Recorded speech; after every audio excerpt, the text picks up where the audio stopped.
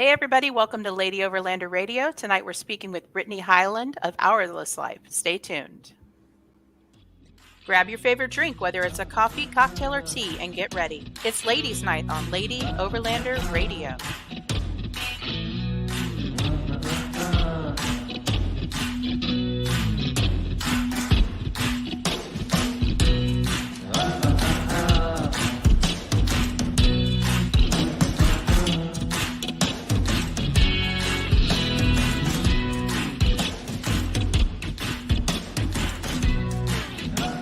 Lady Overlander Radio is brought to you by Artemis Overland Hardware, Midland Radio, Timbo Tusk, U.S. Action Tracks, The More Expo, and Adventure Trail RV, creator of the Overland Shower. Hey Arla, hey girl, hey. Hey girl, hey. How are you doing? Living the dream. Let's go. Heard you had a little sickness this week going on. We cannot catch a break in this house. Stay away. Yeah. Got a lot going on. I know. A lot going on. Yeah. We're good. Yeah. But it's good because tonight we're talking with Brittany. We're going to catch up with her. And hey, guys. Hey, how you doing? Great. Yeah, where are you at right now? We are in Coco, Costa Rica. Oh, I love Costa Rica so much. I miss Sounds that amazing. place. I love it there. Great. So is that on the Atlantic or Gulf side or the Pacific side more? We are on the Pacific side. Okay. We are only about 25 days into our 90-day visa. And so we've only seen the Pacific in Costa Rica. We'll go over to the Caribbean before we leave the country. Very cool. Nice. Yeah. So you guys have been out of the U.S. now for, when did you leave? October of last We're year? pushing That's 10 months. Yeah, 10 months. October 9th, we crossed the border from from the States to Mexico. So yeah, almost 10 months. Wow. Almost a year. Getting closer. It sounds crazy when you say it that way, but yeah. Yeah. And we had you on the show. You were actually our very first guest on the podcast a little over a year ago. Yeah. And I think a lot has probably changed since then, huh? Yeah, for both of us, right? Yeah. Congratulations on a year. And for Arla joining the team, it's so exciting. Best thing I ever did. Aw. Aw. So let's roll into this and give us a little background on these guys right here. Hey, Sydney.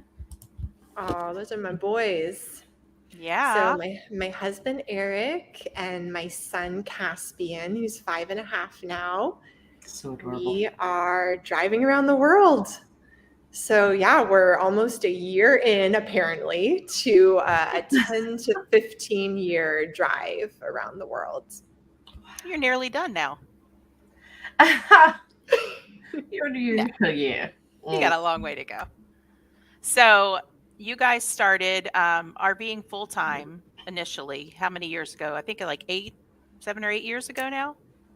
We started full-time travel in February 2014. So yeah, it's been 8.5 years. Oh, It's wow. all Caspian knows. He was born into this lifestyle that we chose.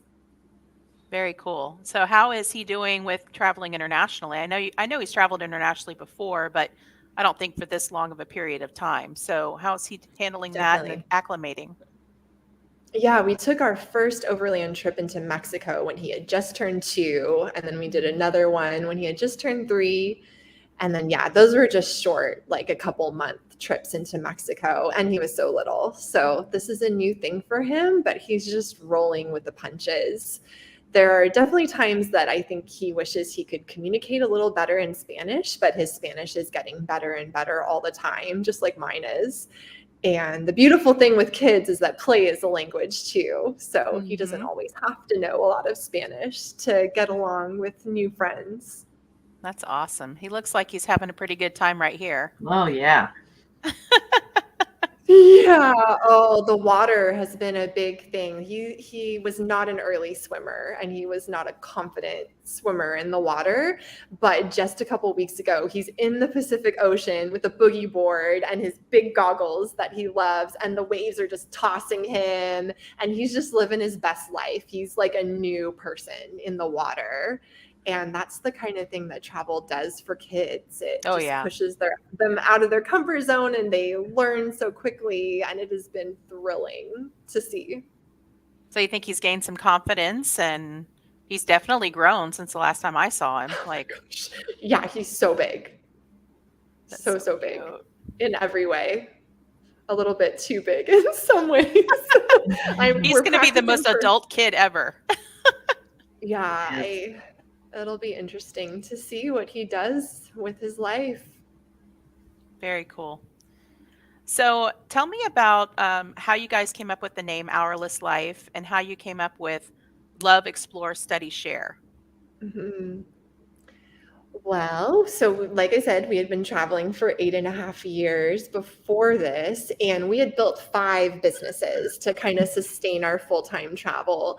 And we just kept building and building and building, because when you're self-employed, you kind of don't want to put all your eggs in one basket. So we wanted to have different income streams. And by the way, on our blog, hourlesslife.com, I have a huge article about how we afford to travel full-time. And it goes back in time. So it's like, what were we doing when we got on the road in the first place for work? How did we sustain all those years? And what are we doing now? And it has been this major evolution, because we really burn ourselves out pretty badly, especially having Caspian come into the world and not planning well for that work-wise, and still trying to juggle everything. And when we realized that we're going to drive around the world, but wait, internet, because everything was internet based. And so we knew we were going to have to change our entire work structure. And so we did. We kind of burned everything down. We went from having 5 businesses to having none of those 5 businesses. And we started something new, Hourless Life, which is the whole idea of, well, we don't have to work a 40-hour work week anymore. We're not tied to a specific schedule like we had always been. We're not beholden to clients. We're living a life where we get to set our schedule. And in doing that, we're really making our family more of a priority and chasing the life experiences that put wind in our sails. And that does not mean that we don't work. We work all the time, but it's a completely different kind of work. It's much more project based. We might like get a place, like we're in a place this week, as you can see behind me. I'm not in a campground. And when we have 4 walls, we work like crazy. Like we work more than 40-hour weeks taking advantage of a space like this. But then we can go out in the Jeep for 2 weeks and not do any work, and it's okay. That's it's amazing how much work you guys actually do, because you have the website, you have tons of articles on there. Eric was just posting a few of them, but you talk about a detailed, review of your overland build on both vehicles. You talk about overlanding with children. You talk about how you afford to travel internationally. I mean, there's a wealth of information for anybody that might be interested in starting that kind of lifestyle. I mean, you guys have a ton of knowledge, and even from way back when you were RVing, and just a lot of great info on your website. Yeah, thank you. Our archives do go back to 2014. And so we do have a ton of information about full-time travel, RVing with kids, gear for travel, and all that kind of stuff. And a lot of people don't know that the blog is there, because I guess Instagram and YouTube are way more noticeable these days. And people don't even realize that they can go to hourlesslife.com, and we have all of this free information there. But that goes back to what you were asking about: love, explore, study, share, which is our family mission statement. And we developed that during this major life regroup, when we decided we have to get rid of all these businesses and start something new. But what are we even building, and how do we build it right to serve our purpose as a family? And that's why we decided to write a family mission statement, and found everything on that we did. And so, I mean, it's fairly self-explanatory, but love, we want to love the people around us, even in other countries, even when we don't speak the language or feel like we have a lot in common. There's still so much that unites us as people. explore. We don't want to be in a bubble, which it's really easy to do that when you're traveling too, because you want to be comfortable and have stability. But explore helps us get out there and have new experiences and learn new things. Study. We want to learn. We really want to learn and reject assumptions that as adults we may have had for decades. Just assumptions about the way the world works, how different people are, what they believe. No, it doesn't work that way. Like we've learned so much driving through Mexico and Central America, and really have tried to sit down with people to learn about them and their history. And then the last part is share. So take all that together and tell other people what we're learning who may not be able to take a trip like this, or may have certain assumptions about what Mexico is like or about what Central America is like. It's so important to us. And that's why we spend so much time on social media and YouTube and writing. It's a lot of work and it takes a lot of time, but share is such a huge component of who we are and why we're taking this trip. I know that it takes a lot of time, especially to put out a YouTube episode. I mean, Yes. your episodes are normally longer than the ones we put out. And I know it takes me quite a long time to put everything together and, do the transitions, cut the video and the audio, and, make it all, do the voiceovers. And so how much time do you guys think that you spend per week producing and putting out a video? So Eric does all of YouTube. So he does all the outlines and the filming and the editing. So all credit to him with that. And we launched our YouTube channel last year in late February, early March. So we're not too far over a year. But we decided from the beginning that we wanted to publish a video every Thursday. And so that has been our rhythm. And for a while, we were really regimented about it. So I think if I remember correctly, Monday was our filming day. So we filmed all day.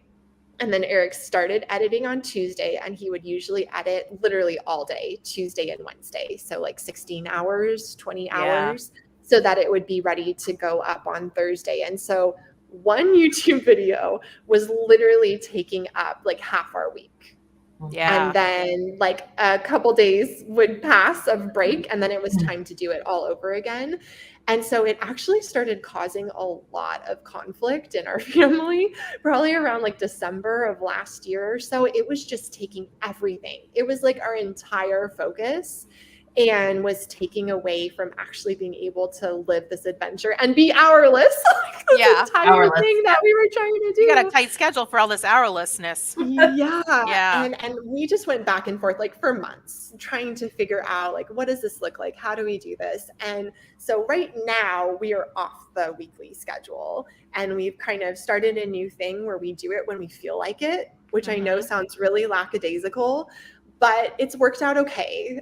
We're still making content. I mean, Eric was editing today. We'll have another video up soon about Costa Rica, but there's no more conflict. And the videos that we do, we're more excited to do, and they're a little bit more organic, I think. But it's crazy. People don't know, if they haven't done YouTube, what it takes to do YouTube. And there's so much criticism in that space, and really and just try and competition. There's a lot of people putting out, overlanding is a big thing now, and a lot of people are putting out overlanding content. Yes, and we came to the same situation in our family. I mean, we don't have that big of a following, but it was getting to be where it wasn't enjoyable because it was trying to get a video out every single week. And now it's the same thing. We put it out when we feel like putting one out, and I feel like it's a better quality, and I take more time on it because I'm not pressured to get it out at a certain deadline. That makes sense. So and there's also so much of a misconception that these people with 20,000 subscribers or something are somehow getting rich off of YouTube, which it's not. I don't have a problem being really upfront about the fact that at 20,000 subscribers, we make $200 a month from YouTube. And that's with those 25 to 30 hours a week. And that's not very much per hour.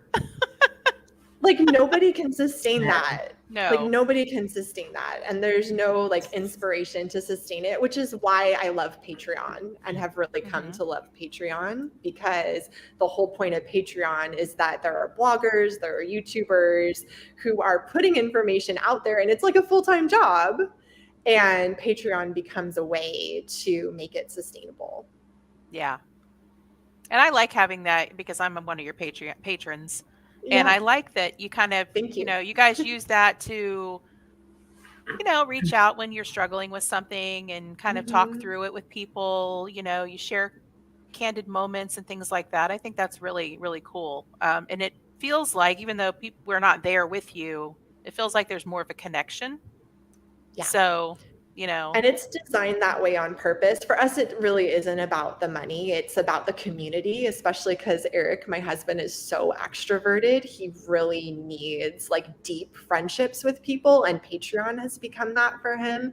So we put like everything out there. I mean, like BFF level, like we're having a horrible day and this is everything that's going on. This is like the conflict that we're having in our marriage and blah, blah, blah. And it's healthy because it's a small community and it's an intimate community. And we have a new thing too, which is really fun. There's an app called Marco Polo, and it's a video messaging app. And it's like literally a way to be like, hey guys, I'm right here. Look at what I'm seeing. It's like almost first person. And so we're like at the beach and we just do like a pan of the beach. And so it's something that we can do on the fly, whether we're like ziplining or like eating a delicious meal or just want to say hi. And then people can message us back too. So it's been a really good friendship building. And that's just in Patreon that we do it, but it's been a lot of fun. That's awesome.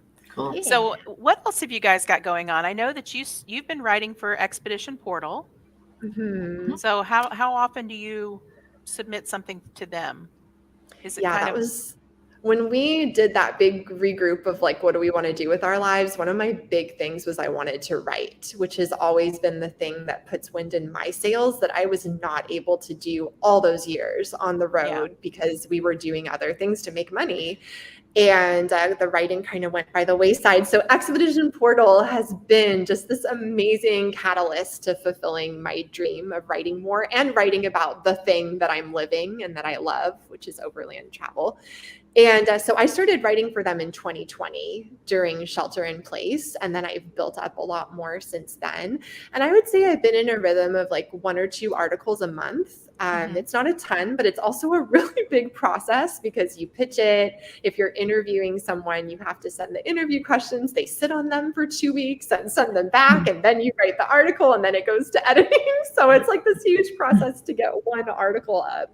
But it's been awesome. My last piece just went up about Overland Embassy, which is this really cool new company in Panama City that's helping overlanders ship their vehicles across the Darien Gap, which is between Panama and Colombia.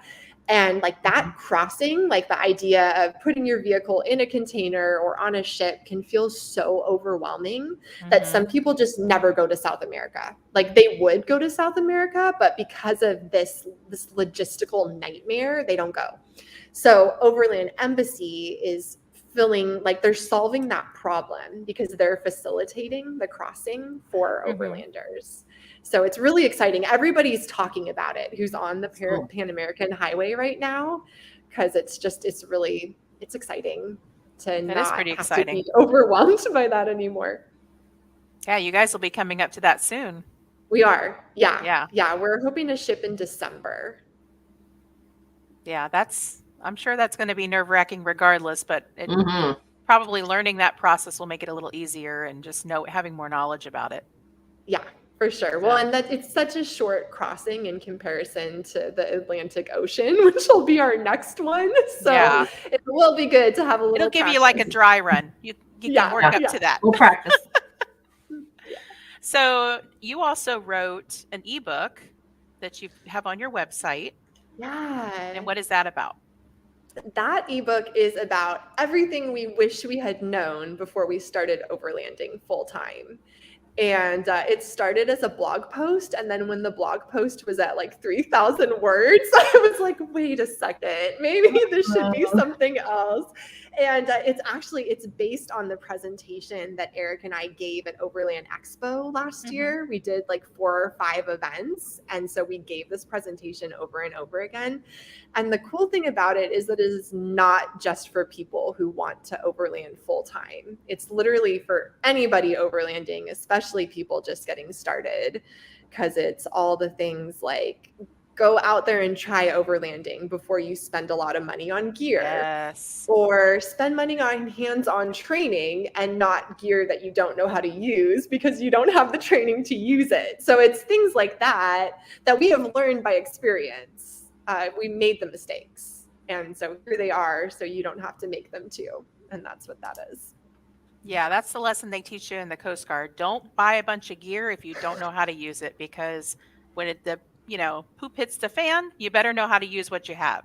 That's You right. know, Yeah. you got to be well trained on what you have, or it's worthless to you. It's useless, Yeah. Well, and Eric has just always told me that he never felt safer than on a Coast Guard vessel because of how well trained you all were. You could do it in your sleep, and everybody had a role. Yeah. And that's amazing. But us civilians, we think that we don't need training. So, Yeah, we're just going to wing it. yeah. No, that's so funny. So Eric's getting ready to write a book, or he started to, right? He has started. Yeah, he started. That's a big deal. It really is. And it kind of came out of nowhere, and yet it makes so much sense. So his book is not about our travels. It's actually more about life lessons that he's learned, and specifically about the value of time, and how a lot of us say that we really value time and understand that every second gone is gone forever. We don't know how much time we have. All these things, we say that we believe them, but our life doesn't necessarily reflect that. And it's a really important book it has nothing to do with travel. It's for everybody. And I'm really excited about it. And yeah, he started writing. He had a call with a writing coach today. So it's real. It's happening. It's going to be good. That's so cool. Yeah. I can't wait to read that, honestly. I mean, it's the truth. Everybody says that they want to simplify their life and they want more time to do this and that and whatever, but we still just pile things on. I'm guilty of it. I know Arla's got, there's days she's like, I got too much going on, I've seen Eric do it. I mean, It's true. You just start taking on more things, and then when you look around, you're like, oh my God, there's too many eggs in this basket. There's too many balls up in the air. There's just too much going on, Yeah. Well, and you just look around sometimes and you ask yourself, why? Sorry. Thanks, hey, back off. I know her husband. Hey, her husband's on here too. Stop it. It's a family show. No hitting on our guests, man. PG. Yeah, I mean, we just look around ourselves and we're like, are we living this life for ourselves, or are we living it for somebody else? And who made all these rules that we built our entire life around? What are we chasing, and why are we chasing it? So yeah, the book is it's a lot about the why, like an actual evaluation with exercises to bring everyone back to reality. And it doesn't matter whether you want to have a life that looks like ours of full-time travel, or your dream is something completely different. It's a message for everybody.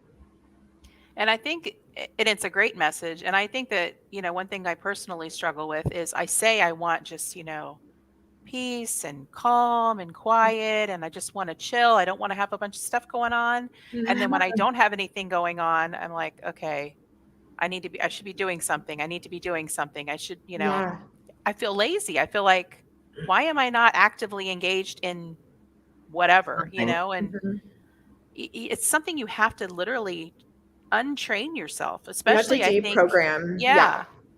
And it's hard. It really is. And I've been going through that a lot because the pace that I used to keep, I would get up at 4 or 5 when Caspian was really little, because that was the only time I could work. And I would just do projects as fast as I possibly could because I had so much to do and I was just rushing through it. And now I've created this life for myself very intentionally where I don't have to do that. And yet I so often feel like I should be doing something. And when I'm reading a book which is a great book and something that, is making me think about the world a different way. Like, it is useful. And yet I try and tell myself I'm wasting my time by doing this, or, whatever. There's so many activities that are so good for us that someone along the way lied to us and told us that we're not using our time well doing those things. And it's not true. That's not true at all. Yeah. And I would venture to guess that you guys are a lot more happy and feel a lot more fulfilled doing what you're doing now than you were even a year ago or 2 years ago, a lot slower sure. pace and, focusing on the things that matter. Sure. Well, I talked to Eric a lot about the world before the technology that we're so used to. Back when people just had time to sit and think, just have big ideas, or like sit after a conversation and think, well, how does that conversation fit with everything that I thought I knew? Or do I need to challenge my assumptions? You just had time to think about the world, and people don't have time to think anymore. It's just like information constantly coming at them and they can't synthesize it. And I worry for our young people a lot, because they're just bombarded with messages and don't have time to figure out like which way is up and what's going on. And they don't have time. It's like it's like it's a detriment to them, because I feel that they're just bombarded, like you said, and everything's so fast paced, and you swipe through things, and things are just very short in duration now, all videos and everything. I mean, every single social media channel has short, YouTube has shorts, and Instagram has the stories, and everything's just like these short little, TikTok. Where is this, something like this, an hour-long show where you actually can have a discussion and you can go back and think about things afterward and use critical thinking skills? And, it's just, it doesn't seem to really be there. And it's worrisome. I agree, And so that's something that I've reclaimed. I mean, I don't feel that I've had that since college, maybe, like was the last time that my life was in such a way that I could just sit for a little while and quiet before I had a smartphone. And there's definitely a lot to think about on this trip, because I have seen so much that has challenged me, made me want to think about things differently and share that. But it's taken a lot of time to think about how I want to say it and why I want to say it, and all of that. It's just, I'm thankful to have that opportunity. Yeah. Sean says 1995, we had answer machines. Today, well, I texted them 5 minutes ago. Why haven't they responded? It's true. Or you send an email at work and you're like, what's taking this person so long? I sent that an hour ago. Like, everybody wants instant gratification, instant response. It's a very fast pace. It's exhausting. It is. It's exhausting. We can't keep that up. We really can't. And it's been this way for so many years now that I think even those of us who can remember a time when it wasn't like this, we're starting to internalize it and like change our standards and thinking, well, maybe I should be responding more quickly, or maybe this should be a higher priority than putting my kid to bed tonight, or whatever. No, putting kiddos to bed is always the highest priority, especially if it's Caspian. Because he's so cute. But all of our bedtime stories are superheroes these days. He's obsessed with superheroes. Oh, that's awesome. Yeah, it's pretty fun. I miss that kid. No. But one of the other things I wanted to talk to you about, you guys have had some problems along the way too, right? A few. I mean, you've had some illnesses. You were sick. My time is all warped, but I think a couple of weeks ago. Yeah, it wasn't long ago. Yeah. I was crazy sick. Yeah, for several days, I think, or maybe even. Yeah, I was like in bed, couldn't do anything for like a week, and there was a border crossing in there somewhere. So, yeah, it was pretty bad, and that came on the heels of a tornado that ripped our awning and a really bad stuck in the mud incident, like worse than we had ever been stuck, that took about 2.5 hours of literally backbreaking work for Eric to get out of because there was nowhere to winch to. So it was all max tracks and shoveling. And we did have a tropical storm come through Costa Rica, so we had to take some cover inside for that. So yeah, we did go on a streak there. I feel like we're maybe coming out of it a little bit, but it was a lot back to back. Yeah, they've got rain and tropical storms, and they're like, come on down to Costa Rica and visit. Yeah, it's beautiful. Yes, Eric, I'm getting ready to show the tornado video. Just hold on 1 second. Gosh, man. Let me see if I can get it working Somebody here. wants to know where's the moped video. Oh, moped video. Yeah. There's a moped video? Mm-mm. Not me. Not you? Well, let's watch this one real quick. Hey, we are in central Honduras. It's rainy season. As you can tell, we are soaking wet. You think we'd be like really upset right now, but we're not.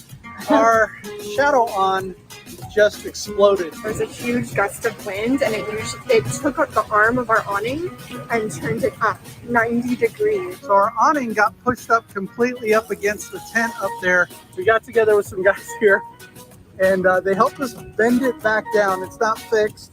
This is Misti here.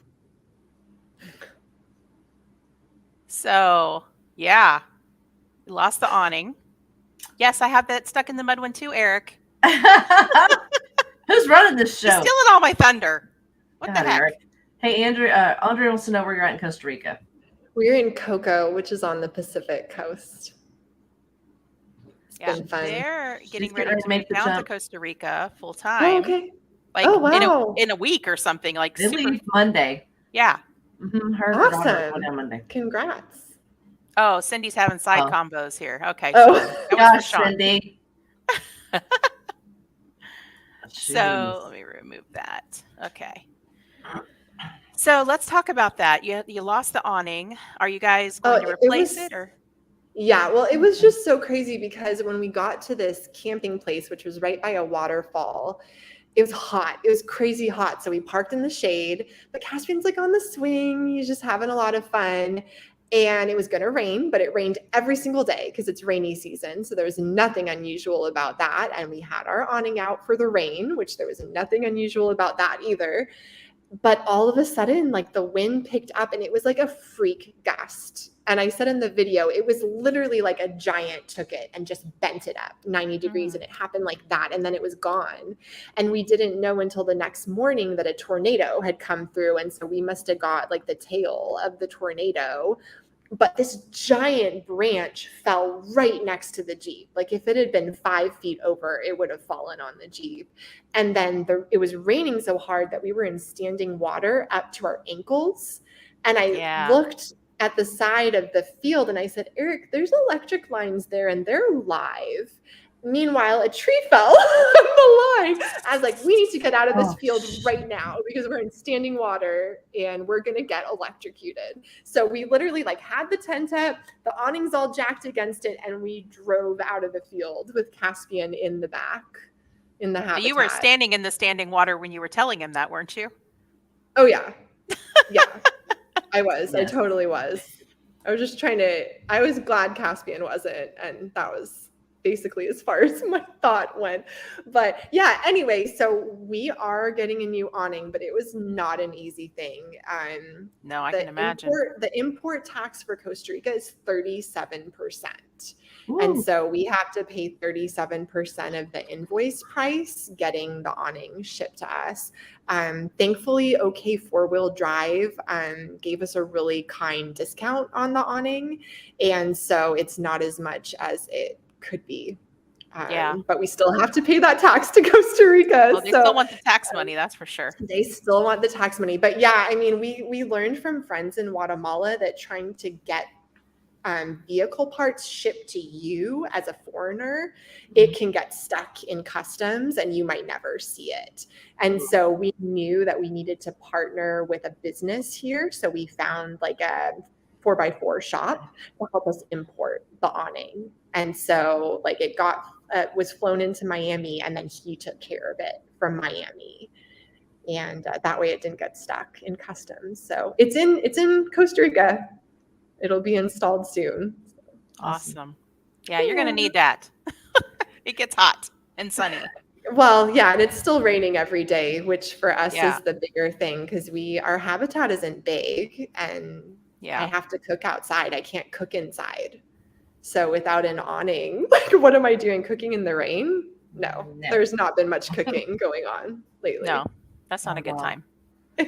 So I'm going to show a little bit of what's that, Arla? We're being asked which coast. It looks like we're in Jocko. Guanacaste. Yeah, we're in Guanacaste, so we're not on the Jocko coast. Okay. We're on the peninsula. Gotcha. Okay. Let's see. Brittany made Cassian hold her bottle of wine during our escape. I left that part out. Thanks, Eric. She didn't want to tell anybody that. No, it's in the YouTube video. It's all good. All right, so this, if I can get this one to play without all the commercials of YouTube coming up. Oh yeah. Oh, see, I got it. I got a commercial. Dang it. This month in electricity, then you might already know about the $0 down. Excuse me, everybody. Okay. It's like clay. Anybody need some pottery?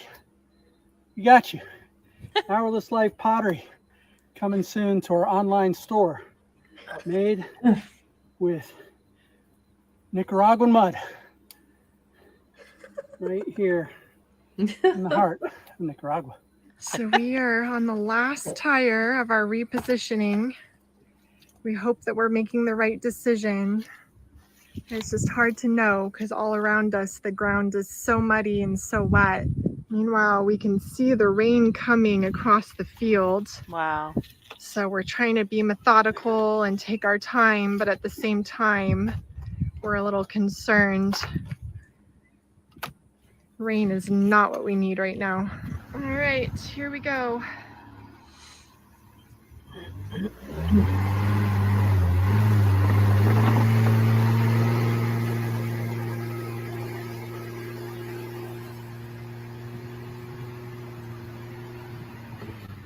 Woo.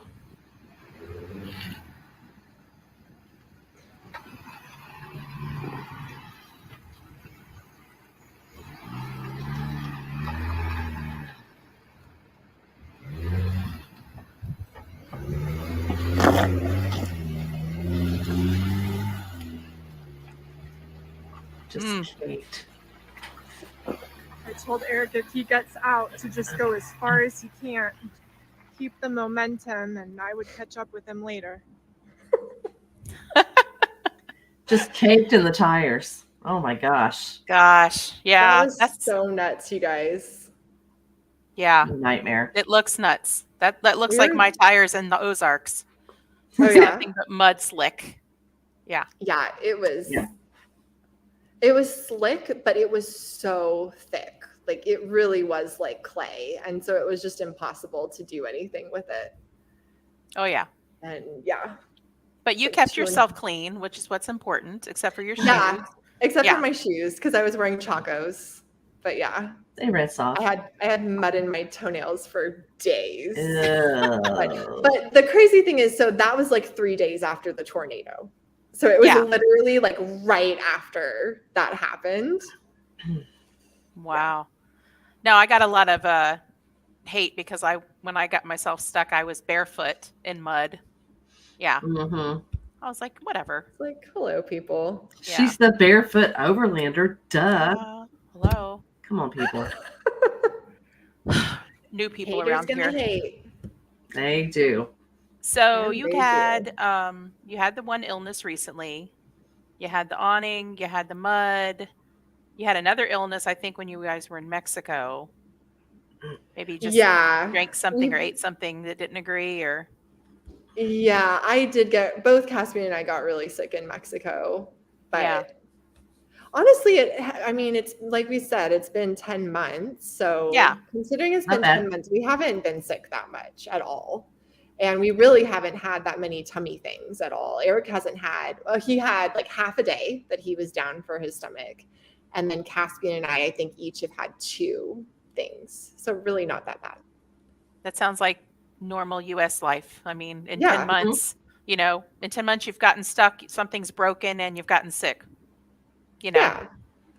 Doesn't Yeah, seem it's just that when you're on the road, like you don't have the infrastructure that you're used to having in the States. And so if you need to print something, you don't walk to your home office and like press a button. It's a whole process. It's like, do I have internet on my phone? Okay, let's go to Google Maps. How do I find a place with a printer? Queue up in line. What language are we speaking? How do you say landscape or portrait in Spanish? And this little thing becomes so complicated. And that's just printing a piece of paper. So when we're talking about illness or something like that, you have to build the infrastructure as you go. Yeah, for yourself. I mean, and you probably have to print a lot of things for the border crossings and things like that. So, I mean. Yeah, borders are easier because everybody has to print stuff for borders. Yeah. And so in the border towns and even right at the border, there's usually a place. I think the hardest thing about that is that you're changing currency at the same time. So crossing from Honduras to Nicaragua, we had already changed our Honduran money into Nicaraguan money, but the print shop was on the Honduran side and they didn't take Nicaraguan money. So that was funny. So I want to talk a little bit about, I'm going to switch gears here. I want to talk about your paragliding experience. Okay. How was that? Because you did that for your birthday, right? I did, yeah, for my 35th birthday over Lake Atitlan in Guatemala. Eric gave me the gift of a paragliding flight, which I had never done before and had been thinking about doing for a while. Yeah, it was pretty awesome. I loved that it was over the lake. There was something really cool about that, especially. Very cool. We're going to show a little bit of that video. Let me see if it'll cooperate. Oh, okay. Oh. It's doing crazy things. Excuse me. That's okay. Technology. Oh, okay. We don't need to hear about a bra. Hold on. Lady Overlander. This is something else this here. Is my life. Where is the bra gaps? I can't stop it. Shifting, we're gonna not learn being about able bras. to bend Sorry. over. We've all seen it. That was great. Okay. And are you guys still hearing it? Let me remove it completely. No, I'm not. Okay, good. I'm hearing it still. No, but I'm still seeing it. In your mind? Yeah. Mhm. Okay, Never let me go add away. it back when she's done. Where is it? Lord. I don't even know where it is right now. Okay. You got this, Misti. You got this. Anyway. Like a bad Victoria's Secret commercial. Oh. Yikes. It's still happening. It was family friendly, Eric. I until know the you. bra commercial came on. Nice, Eric. Okay, let me see if it'll show. It's not showing. Okay, well, we'll talk about that instead. I don't know what happened there. Getting crazy. It's not What working. are you Okay. looking at exactly during the show? I tried to push play, and then the tab came apart from, Google, how you can have the tabs. The tab went off on another screen, and then the bras and all the things. So we're going to just skip it. So what was that experience like? So I met up with the company in a town, and then I had to hop into a van with the pilot who was flying with me, the driver of the van, and some young person who I didn't know who he was. Mm-hmm. And we went on like a 20-minute drive through all of these twist and turny hills, going up to a cliff that overlooked the lake. And the hardest thing for me was actually not the heights or anything like that. It was the fact that Eric had asked me to film. So you'll see in the video, the camera's like, whoa, like it's all over the place. That was the hardest part. But yeah, it was amazing because to take off, you literally run for the cliff, and that's how you take off. So it's very dramatic. Your voice was a little nervous. It sounded when you first got off the cliff, but you recovered quickly. Yeah, that was like the most exciting part of the whole flight was the initial takeoff, because it's honestly pretty chill after that. You're not going fast. You're just kind of drifting a little bit. So yeah, it was really fun. So has that kind of sparked your interest in doing other things like hang gliding Yes. or any of Yeah, that kind of stuff? I think what I learned about myself was that that was not extreme enough for me. Oh. And so I need to find a bigger thrill. So, yeah, skydiving is definitely on the list. I'm going to have to work up to that one. Thank you, babe. Thank you, Gonna have Eric. to work up. You may or may not get commercials, but yes, about bras. Right. You're in Yeah, the market. depending on your search history. Yeah, I don't buy bras on the internet, but maybe my husband does. I don't know. I don't want to know. I don't want to know either. But anyway, so one thing I'd like to know, and I think our audience would like to know, is if there's one thing that you could tell people, or a few things, what do you think people would be surprised about full-time travel? What's one thing they'd be surprised about, you think? I think the thing that you need to know about full-time travel, or maybe whatever that big thing is in your future that you're looking forward to, is that you're taking yourself with you. And so you may think that by changing your circumstances or your surroundings, that everything is going to be different, but it doesn't work that way. And so if you have conflict in your family, or things that you wrestle with personally, or things you need to lay down that you always knew you needed to, but you haven't fought that fight yet, all of those things go with you. And you will continue to deal with them, even when you're looking out on the most beautiful beach you've ever seen. You're still there with yourself.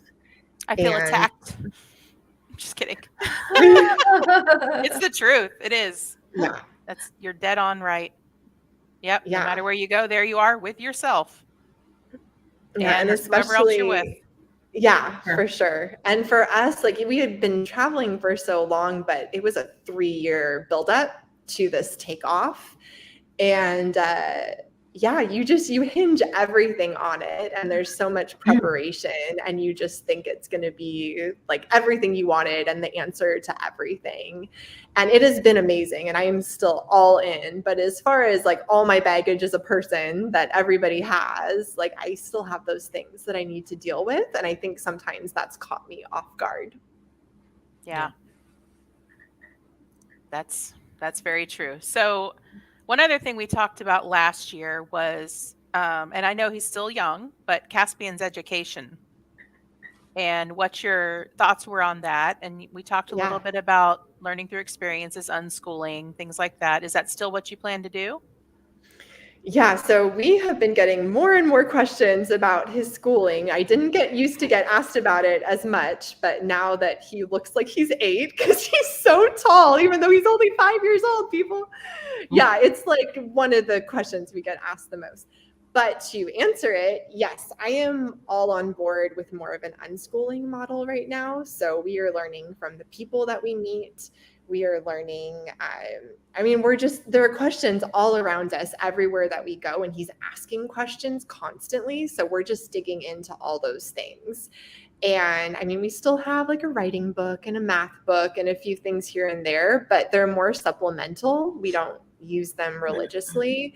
And I'm really confident that this is an excellent way to learn. And I know that it's super outside the box for a lot of people, but we all need to know people skills, and we need to know about how the world works. We need to know about critical thinking. Those are the things that we need to know as we come into adulthood. And in certain areas of education, those things are not tended to as much as they should be. And I am giving them my full attention with Caspian, and I think he's going to be better for it. And he's such an inquisitive little guy anyway. I mean, he's always asking questions, and you can tell his mind's always working, And I was going to mention, you guys have a great blog about your parenting philosophy and about that, which I've shared on my page as well, because I think it's just, you captured it excellently. I mean, just very succinct with what your thoughts are on that. you know? Yeah, thank you. That article was written in answer to all the questions that we've received so many times. And it's our parenting philosophy and the education piece and the socialization piece and everything that people question about our lifestyle as far as Caspian goes. Yeah, he's well socialized, people. Don't worry about it. I've met the kid. He's very well socialized. Yeah, He's now not in afraid. 2 languages. Yeah, exactly. Right. Yeah. That's awesome. And he's just learning through immersion, right? Or has he taken any lessons, any actual lessons? Yeah, we actually have. We've done Spanish school a couple times now, 2 Okay. different times in Mexico and Guatemala, but I found that he learns best through play because those are the things that he's trying to say are the things that the other kids are saying. And so he tends to come away from school not remembering what he learned. We're like, what did you learn today? And he's like, I don't know. Yeah. But then he picks things up on the playground all the time. And we hear him trying out things that we didn't even know he knew how to say. That's awesome. So it's very exciting, which, by the way, is the way every baby learns how to speak a language, right? Yep. I mean, it's just right. by listening and being immersed. So we're about to be in one place in Costa Rica for a month, and that's partly so Eric can write his book, but it's also so Caspian can hopefully go into a completely Spanish-speaking school. And the awesome. point is, like, not academics. It's simply to get better at Spanish and to have friends to play with. That's awesome. Oh my Yeah. gosh, he's going to love that. For sure. Absolutely. So now that it's a year later since we talked to you last, and you guys have been traveling through other countries, you've gone through, I think, 4 or 5 other countries now? I would have to name them. Yeah, So Mexico, Belize, Guatemala, El Salvador, Honduras, Nicaragua, and Costa Rica. Okay, 7. so more than 4 or 5. Yeah. So what's one thing when you first started out you wished you would have done differently now looking back? Is there anything? We prepared really well for this trip, and we had the advantage of having been on the road for so long. And so as far as the gear that we brought and our build, we have been so thrilled. And we ask ourselves this all the time, like, can you think of anything, or what do we need? We have learned that the Jeep could be a little bit more capable. And so in retrospect, if we had had the time and the funds, we would have added lockers for sure, and possibly re-geared the Jeep Gladiator, which fortunately are things we can still do, and that we're looking at doing. But yeah, that Nicaragua experience taught us a lot. And we have the Sport S Gladiator because it has the highest payload capacity. And for overlanding, that's what you have to look at. I mean, the capacity is hundreds of pounds more than the Rubicon, which is what our Wrangler is. And so it was just no question. We had to get the Sport S, but the Sport S doesn't have lockers. So I think we could use those. And those are on our wish list for Santa Claus. What did Sean say? Jeeps can be improved with Land Rover swap. Yeah, okay. They say you have to love the vehicle to take a trip like this, because everything's going to give you problems, and we're a Jeep fan through and through. Same. Oh yeah. So we'll take the good with the bad. You guys have been a Jeep family a long time. Yeah, well, it's all we know. So yeah. So now I forgot what I was just going to ask you. Darn. Sorry, Jeeps are distracting. Jeep. We did extend our breather tubes. Tell them about our water crossing incident, Brittany. Oh yeah, well, this was the latest saga. Is that it's rainy season, so all the rivers are higher. And we recently went the wrong way out of 2 possible routes to where we were going, across a river that all the locals know are impassable. So they don't take that way. They go the other way. But we got our wires crossed and started into this river, totally shallow. You could see the bottom. We had done this a million times. Well, we get 2/3 across, and all of a sudden the Jeep starts doing this. And I look out the rear view mirror, and I'm like, Eric, the water, it's going over the wheel wells. It was so high, and we have never been in water that deep before, ever. And technically, a stock Gladiator isn't supposed to go over 30 inches of water because of the electronics, and this was over 30 inches. So it was really freaky, and we weren't sure whether we had totally ruined our Jeep, but I think we're okay. Yeah, I saw that, and I saw all the people asking, "Did you check this? Did you check that? Did you get water in here?" So, yeah, I remembered what I was going to ask you, by the way. Okay, but it is awesome. about the Gladiator. So you guys had the long range tank put in last year. Yeah. How many times have you used it? We use it way more than we thought we were going to. Did you? Okay. Yeah.